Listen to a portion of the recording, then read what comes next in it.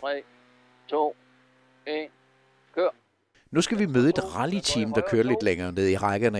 Det er Michael Gøttrup, og så er det Steen Kjær Larsen. Det er nu mere end 50 år siden Michael startede med at køre rally, og det er samlet blevet til omkring 250 løb.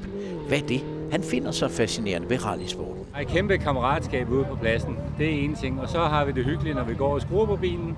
Og når vi så er ude og køre, jamen, så er det at prøve sig selv af og hygge sig med det og have smil på læben, når vi kommer ind. Og så er det det, at prøven er jo ikke ens hver gang, så selvom man har kørt den før, jamen, så kan den være anderledes næste gang.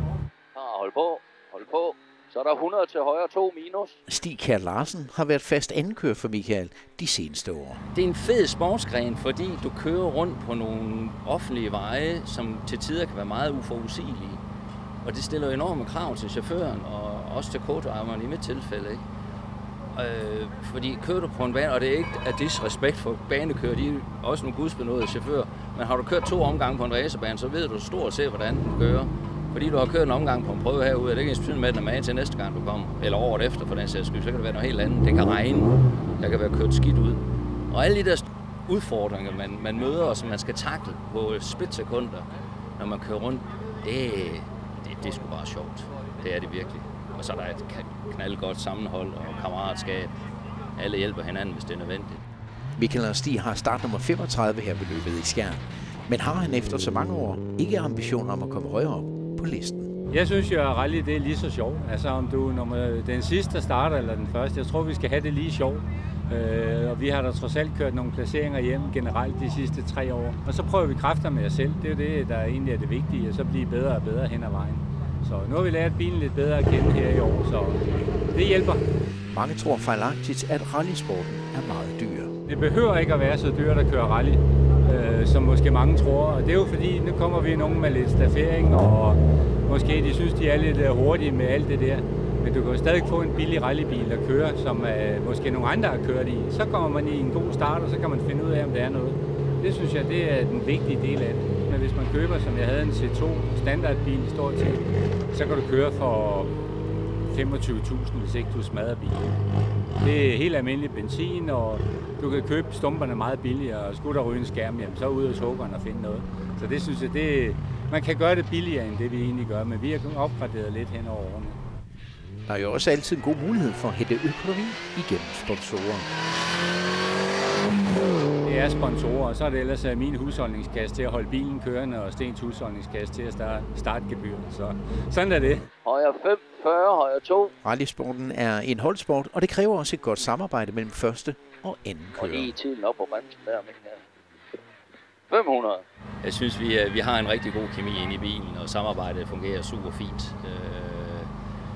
Og jamen, det er ekstremt meget et tillidsspørgsmål mellem co-driver og driver, ikke mindst. Altså, chaufføren, han skal altså stole 100% på det, der kommer fra co-driveren. Det er altså også det, vi kommer til at køre ind i.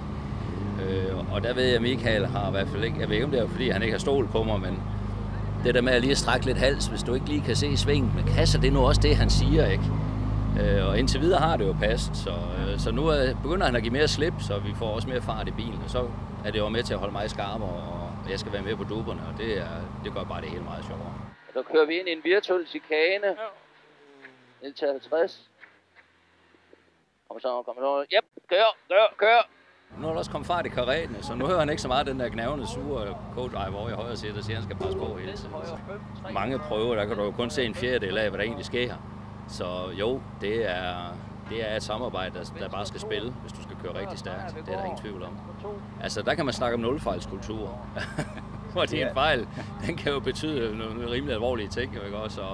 Så der ligger et pres, det gør der, er ingen tvivl om, men det er noget, jeg trives utrolig godt med. Så det har jeg det rigtig fint med. Det er de første 6 biler kører fra prolog direkte ned til start igen. Michael nøjes ikke med at køre rally. Han bidrager også som løbsarrangør til flere rallyer. Heriblandt både DM-løb, sprint og hill climb. Det er en stor mundfuld, og man gør det ikke lige sådan i løbet af en nat. Men jeg synes det egentlig, det er sjovt, fordi hvis vi skal køre, så må vi også arrangere noget for nogle andre. Og det er sådan set lige så meget det, der driver mig til at gøre det. Så i år har jeg 3 hill climb, jeg er løbsleder på, og vi har har vores DM-løb. Så jo, jeg vil gerne hjælpe til, hvor det kan være, så andre får en god oplevelse ud af det. Det tager i hvert fald 8 måneder, hvis man skal lave et DM-løb. Og hvis man er ny, som vi var i realiteten på det niveau og sådan noget, så skal man da huske, at hvis du regner med, at du skal bruge 100 mennesker, så skal du faktisk bruge 200. Så det skal man huske på. Hele planlægningen, ud at have fat i alle beboerne og få deres, ikke godkendelse, men i hvert fald, at de er informeret om det. Og så skal man nogle gange sådan lige aben på kinden for at få OK. Så det er egentlig det, og så er der jo også efterspillet, hvor man skal lukke det hele ned og sådan noget. Det tager lang tid.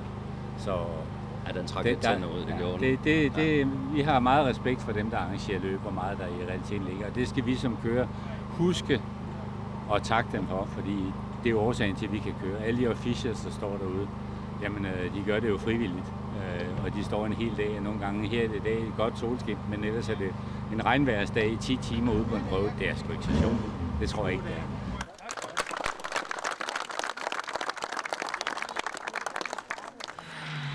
Michael og Sten, de fik en skidt start på løbet i Skjern, da de allerede på prøve 1 fik problemer med deres bremser, som mange andre deltagere havde det. Er der knas om bremserne? Ja, jeg skal lige... 300. Det skal ikke sådan helt... Ikke 100%? Nej. Nej. Vi må lige have dem luftet ud, når vi kommer tilbage. Ja. 200. 100. Ja, nu er den væk. Er der ingen bremser? Nej. Hvad?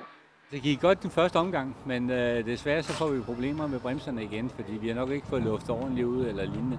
Så den blev lidt blød, så vi passede lidt på i svingene, men jeg synes, der var rigtig god fart på, og jamen altså, vi holdt på, og det er jeg glad for.